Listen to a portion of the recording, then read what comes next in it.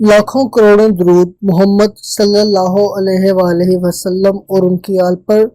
दोस्तों, इस वीडियो में मैं आपको आर्टिकल 370 और आर्टिकल 35A के बारे में बताऊंगा। सबसे पहले मैं आपको बताता चलूं कि आर्टिकल 370 क्या था।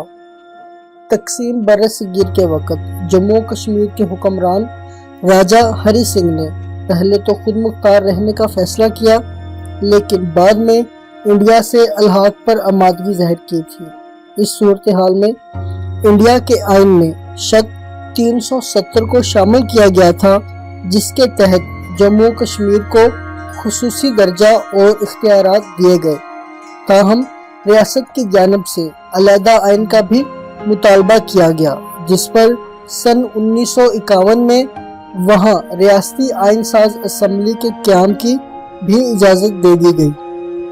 इंडियन आइन के शक 370 ये आर्टिकल रियासत कश्मीर को इंडियन यूनियन में खुसूसी नीम खुद मुख्तारी हैसियत देता था और रियासत जम्मू कश्मीर के वज़ीर आज़म शेख अब्दुल्ला और इंडियन वज़ीर आज़म जवाहरलाल नेहरू की इस पर 5 माह की मुशावरत के बाद इस आइन में शामिल किया गया था।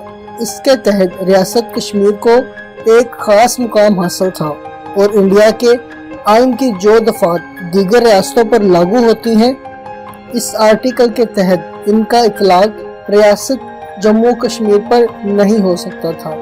इसके तहत रियासत को अपना आइन बनाने, अलग परचम रखने का हक दिया गया था, जबकि इंडिया के सदर के पास रियासत का आइन मुअत्तल करने का भी हक मौजूद था। इस आर्टिकल के तहत दफा मुआसलात और खारजा अमूर के अलावा किसी और मामले में मरकजी हुकूमत या पार्लिमान रियासत में रियासती हुकूमत की तौसीक के बगैर इंडियन कवानीन का इतलाक नहीं कर सकती थी। भारतीय आइन के आर्टिकल 360 के तहत वफाकी हुकूमत किसी रियासत में या पूरे मुल्क में मालियाती एमरजेंसी नाफिज कर सकती है। ताहम आर्टिकल 370 के तहत इंडियन हुकूमत को कश्मीर में इस इक़दाम की इजाज़त नहीं है।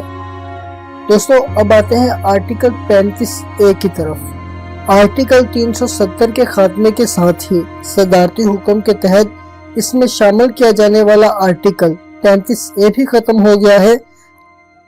आर्टिकल 35A इस कानून की रोज से कश्मीर के हदूद से बाहर किसी भी इलाके का शहरी रियासत में गैर मनकुला जायदाद का मालिक नहीं बन सकता था, यहाँ सरकारी नौकरी हासिल नहीं कर सकता था और ना ही कश्मीर में आज़ादाना तौर पर सरमायाकारी कर सकता था।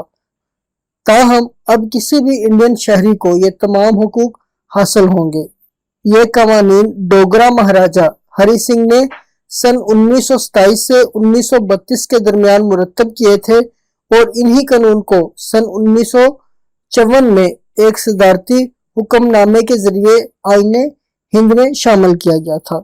कश्मीरियों को खदशा है कि आईने हिंद में मौजूदा ये हिफाजती दीवार गिरने के नतीजे में तो वो फलस्तीन की तरह ही बेवतन हो जाएंगे, क्योंकि गैर मुस्लिम आबादियों की कश्मीर में आमद के नतीजे में इनकी ज़मीनों, वसाइल और रोजगार पर कब्जा हो सकता है।